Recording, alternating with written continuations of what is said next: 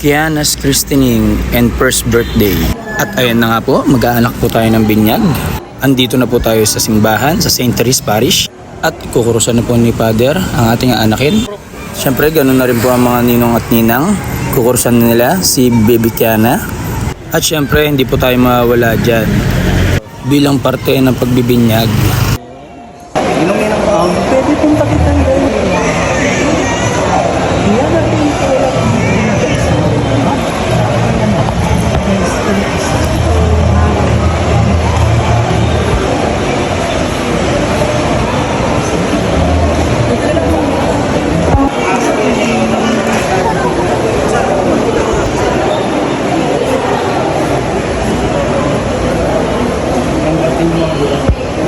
At sisindahin na nga po natin ang ating kandila bilang parte din po ng pagbibinyag.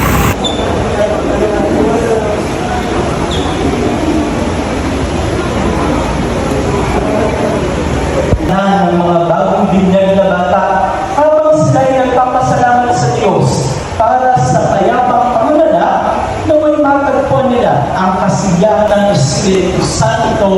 Amen. Masigabong palakpakan sa bagong membro ng ating simbahan. At yan na nga po, tapos na ang binyag. Picture taking muna with Father. At narito na po tayo sa venue. Kainan na to mga Kaniti Vlog. Meron tayong buttered shrimp. Siyempre po hindi mawala ang Shanghai, Bicol Express, kalderetang manok, gado, at chop suey. Napakadami pong niluto at talagang napakasarap para po sa mga bisita.